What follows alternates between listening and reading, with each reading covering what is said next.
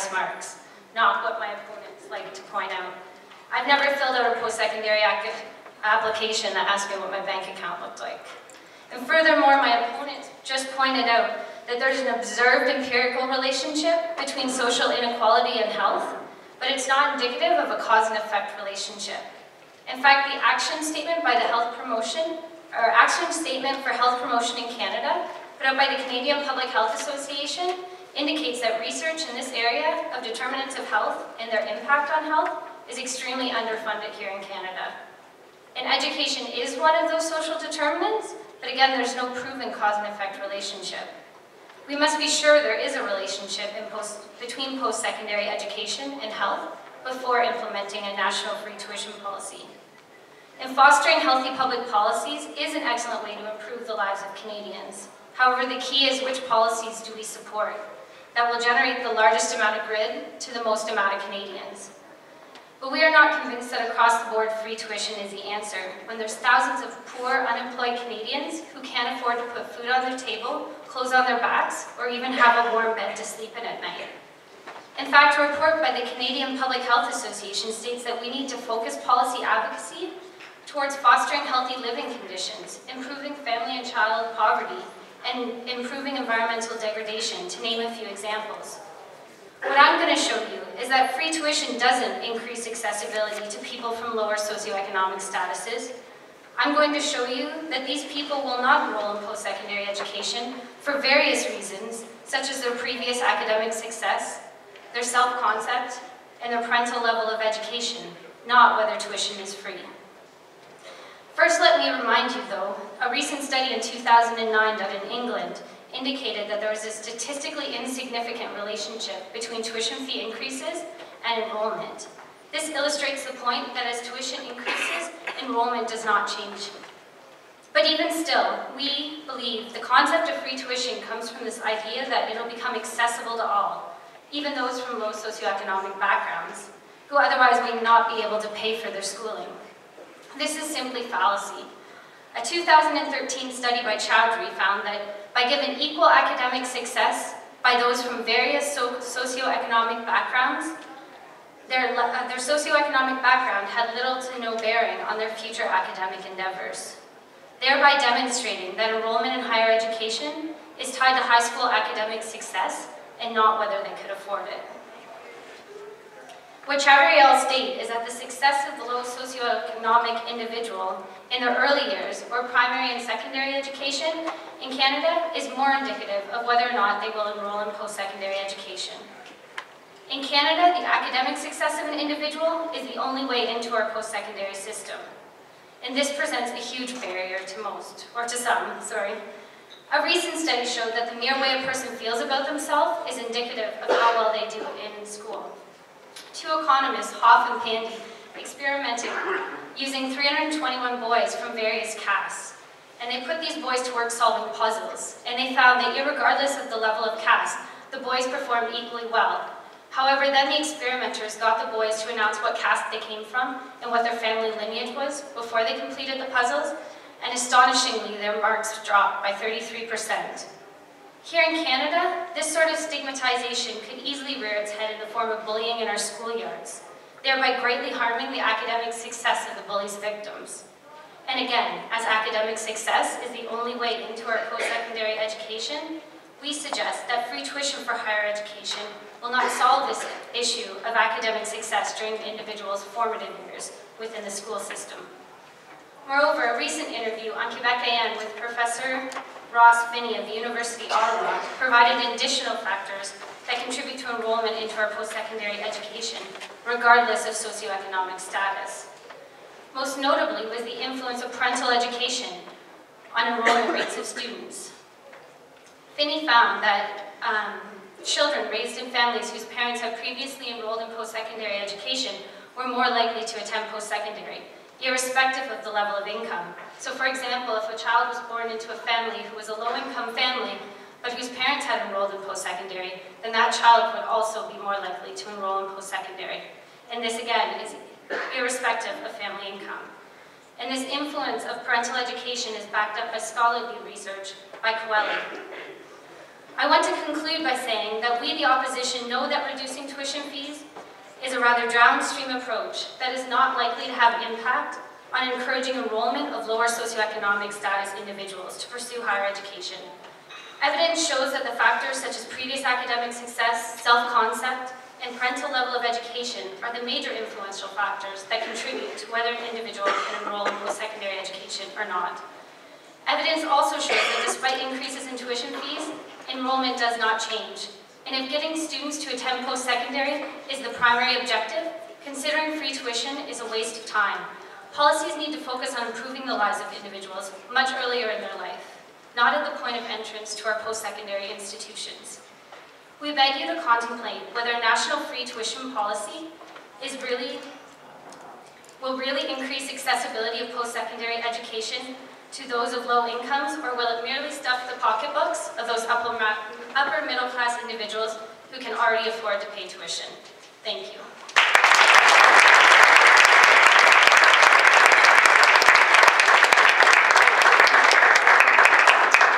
Thank you very much. Does anybody have a mint I can have? I'm dying up here. Mints, all right, okay. So now each side has the, I'm just checking. Sure. Sorry.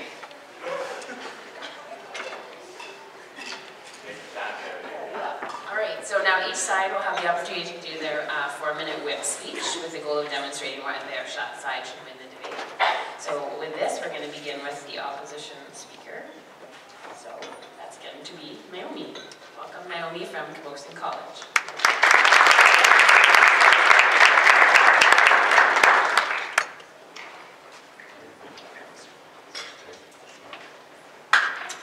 Thank you, Madam Speaker, judges, fellow wannabe nurses. As we begin to undertake the mantle of advocacy and social justice inherent to the nursing profession, we acquire a position that is steeped in history, politics, and sentiment. We are a passionate group of individuals who must come together and take action, molding our society to further support the disenfranchised and providing opportunity to future generations. As we build our communities up, we must respect the institutions we aim to improve. Canada has a long history of honoring human rights, and as such, we must lead the developed world in improving health outcomes through government policy. Government changes and evolves to reflect the voice of the people, and in 146 years, Canada's voice has favored minimal government and stimulus for business development. No other country's future is better suited to the pursuit and acquisition of social justice, the very impetus for the development of our Charter of Rights and Freedoms and Healthcare Act. Canadians have chosen again and again through their ballots that health is a right and post-secondary a privilege. To increase taxes in order to fund post-secondary would be to reject Canadian values and to forcefully subscribe our nation to socialism. Pride of ownership, which is a direct result of earning an education, relates to improved learning outcomes, greater student involvement in the educational process, and graduates with the motivation to seek fulfilling careers. If we assume merit-based full funding for post-secondary education, we are giving license to Canadians to use a very expensive system without guaranteeing their ability or desire to pay back into it. The proposition will argue that this creates consumerism in regards to education, increasing class sizes and reducing the quality of education. To which we respond, a college must now attract students, putting the onus on the educational institution to develop evolving programming, cutting-edge labs, and developing sites for research. As the last speaker for the proposition has illustrated, yes, neoliberalism centers on business development. That is why Canada is in such an exceptional position, having gone through the recent recession. And for some reason, we still manage to maintain a public healthcare system. Research shows there is no demonstrable health benefit beyond an income of $40,000 a year. That's what Tom was alluding to with his GDP information. Therefore, our esteemed opponent sees no merit in a Canadian earning more than that. To which we counter, Canadian nurses are worth more than $40,000 a year. And Finland. We went to Finland. Well, economists predict that Finland is on the brink of financial ruin because more people are using the resources than are paying into it. So take that, Finland. Addressing access to post-secondary is a monumental task, and we can only begin from the ground up. As my teammate Marianne so aptly illustrated, increasing access to post-secondary through greater taxation is a faulty stopgap. We ask you to consider the research presented and concede that the proposition's claim is illogical. Throwing money at an issue of this complexity ignores nursing theory, which revolves around prevention, and further marginalizes those who are most affected by a lack of access to post-secondary education. Thank you.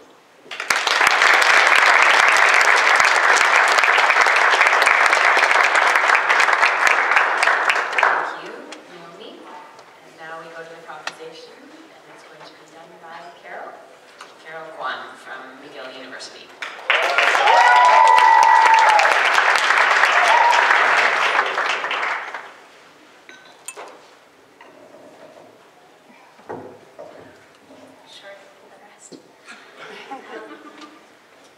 So, good afternoon again.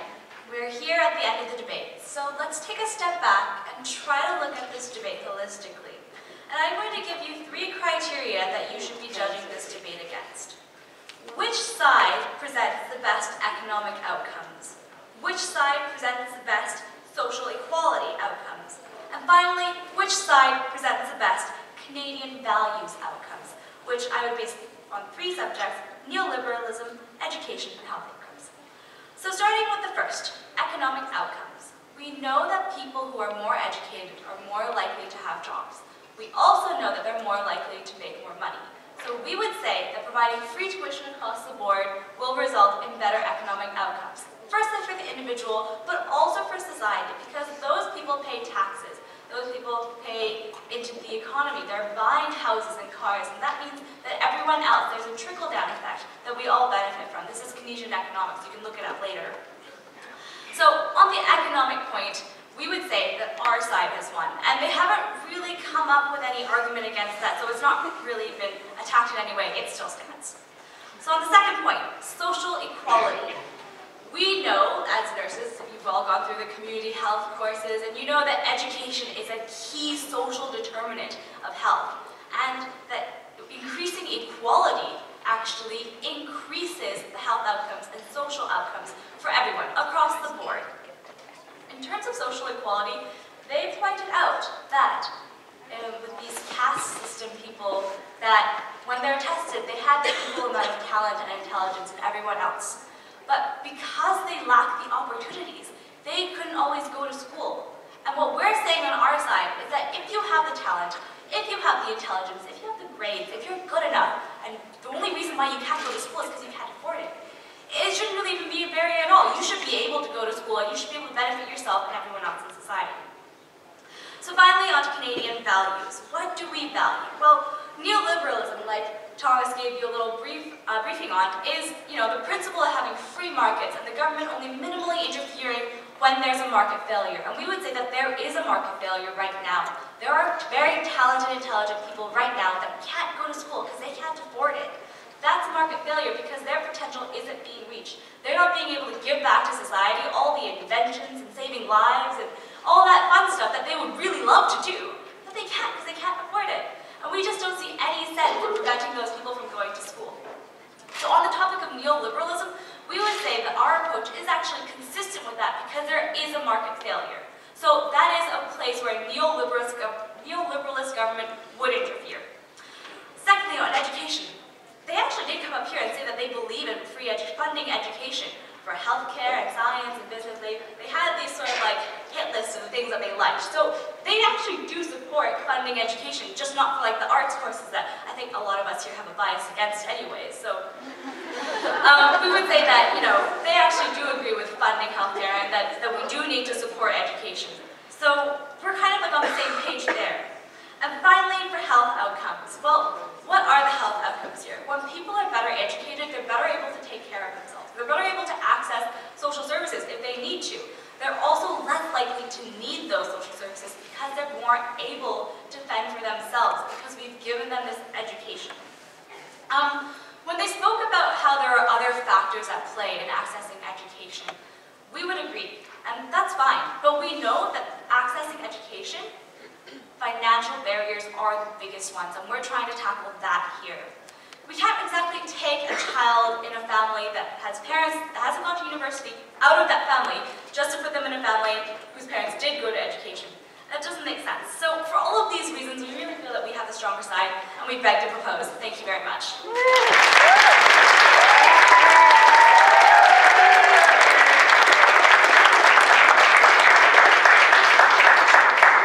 right, so now we're going to allow the judges some time to deliberate and tally their scores and come up with. So, does anyone have any questions for any of the panel?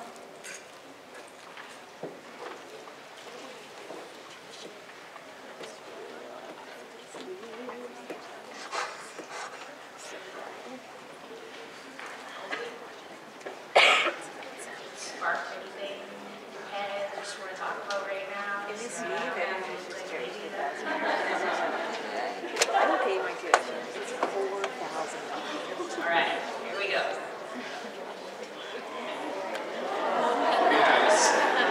Evan Shadiko, past president, Haskell University student as well. This is for the 4 table over here. In regards to your statement that the financial barriers are regarded as the largest barriers to having access to post-secondary education, I would just like to know where that research comes from, because from what I'm aware of, is the most recent research that's come out over the last few months, especially with everything that's happening in Quebec, is that accessibility and financial barriers, there's no causation between those two, and the research actually shows that financial barriers are not the largest cause to accessibility to post-secondary education. So I would just like to know where your research is and the date of that research. Thank you. So that's from Statistics. Oh, sorry. Yeah. It's from Statistics Canada and also this Canadian Federation of Students, and that's from the most recent publication, 2012, and previous years. So like pretty much everything to date has said that.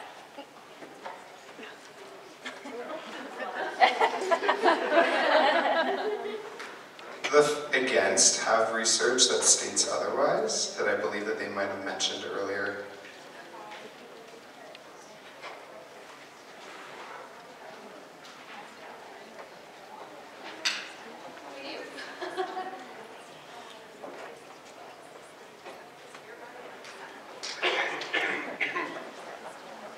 And I would just state that I would also be interested in reading the Canadian Federation of University Students article as well, seeing as they have a very biased opinion as it is, but Statistics Canada, I take your word for it, but... Yeah, I believe the article I was referring to is by Chowdhury, Crawford, Dearden, Goodman, and Vignoles. It was 2013, in January, I guess, was when it was released, called Widening Participation in Higher Education, an Analysis Using Linked Administrative Data, the Journal of Royal Statistical Society, if you would check it out.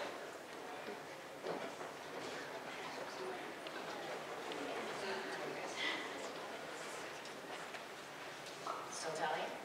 Anybody have a good joke? Oh, another question. Hi, I just have a question for to pay for education. What is the percentage of taxes you think we have to raise to actually fund? Did you find that in your research or anything? So last year, the Harper government made $48 billion in tax cuts, and you could take 10% of that and pay for everyone who's in university right now, all of their tuition currently. So yeah. 10% of $48 billion? Yeah. So $4.8 billion? Yeah. Okay. And that 10% takes away money from other services that we should be using to utilize our lower socioeconomic status individuals.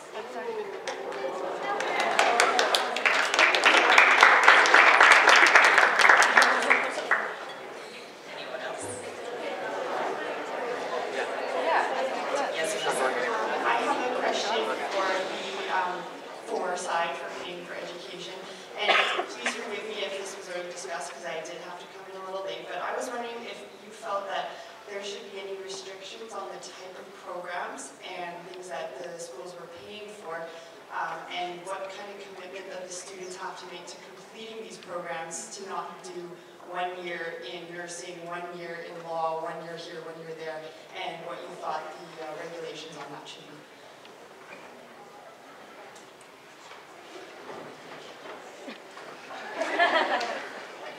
So two different case examples come to mind. Firstly, Norway. They have a completely free education system, even for people like that are international students that we would normally regard as cash cows.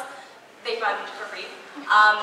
So they have sort of like a quota system, whereas you get like a certain number of science kids, and there are more science kids than arts kids, and if you're a science student, you get funded more, like the university gets more per student. And then if they decide to take more than that, they don't get any more money. So if they really, really, really want to take more students in XYZ, they could, but they wouldn't necessarily get funding for that. So it's in their best interest to kind of meet the quotas that the government believes are really important. Like there's obviously more in healthcare. Also, I know an example of Scotland, which also has free education. If you do more than 5 years of schooling and you don't really finish your degree, you don't get any more schooling until you pay, I think it's £5,000, and then you get to go into the system again. So yeah. To which we would counter.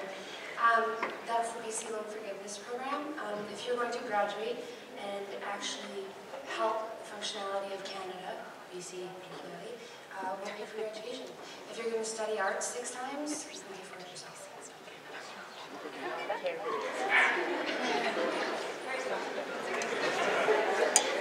Yes. Kathleen Kerr, Ryerson University. My question's for the proposition side. I currently am doing my 2nd degree, and I'm using OSAP to pay for it. So I use that money for my tuition, food, and rent. How do you suggest I pay for food and rent if I don't have OSAP and you're giving me free tuition? That's the question. Because I'll still have to work.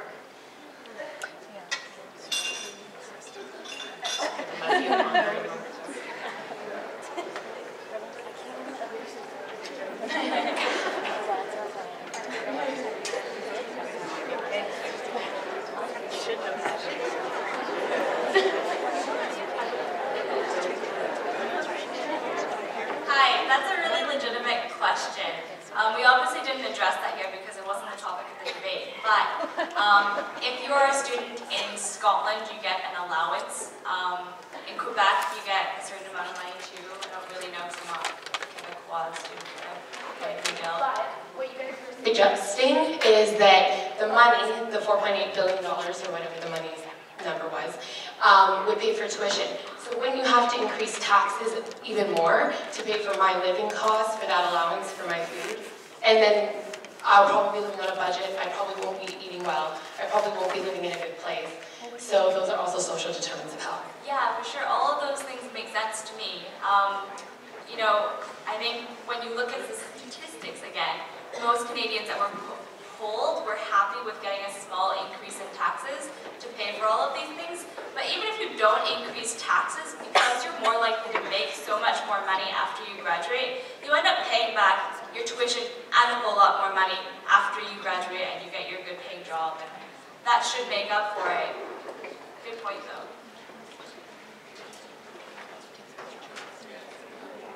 Does anyone have any burning, is that a burning question? Yes. So my question has to do with equity. So let's pretend I'm homeless. I don't have an address. 1, how can I apply to university? 2, what if I don't have that high school education because I'm homeless and can't get into university? How is that equitable? I really don't understand.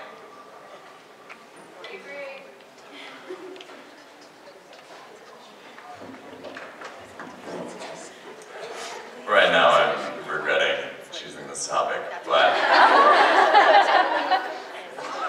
yeah, so these are all, what I'm hearing right now from the audience is a bunch of how questions. How can this happen? How is this going to be implemented? What is this going to look like? How am I going to pay my bills when I am in school and stuff if I don't have loans? That's what I rely on right now. What sort of structures are going to be in place later? What am I going to do if I'm a homeless person? How is that equitable? And yes, of course, but I invite them to reflect on the very specific wording of this resolution, which is not can post-secondary tuition be free in Canada. It's not how post-secondary education is going to be free in Canada. It's ought, should. Is this something that's a good idea to do? Is this, and that one of the things that I want you to take away from this debate is that in politics, can follows should. There are going to be economists mainly telling you things that some things are just not possible, that this is the only way that it can be, that this is the only way that we can function within the current competitive blah blah blah. And that's just them trying to get away with something. Sorry. Yeah, okay, we're out of time.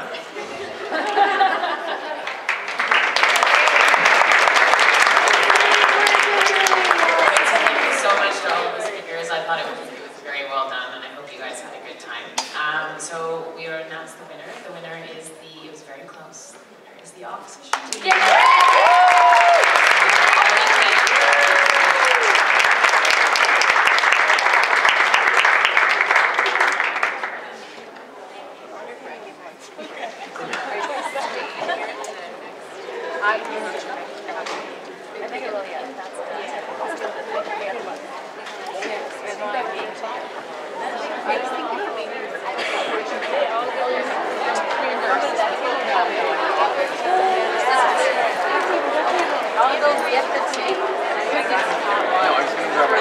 Oh, do you want me to get you hot water? You get the table?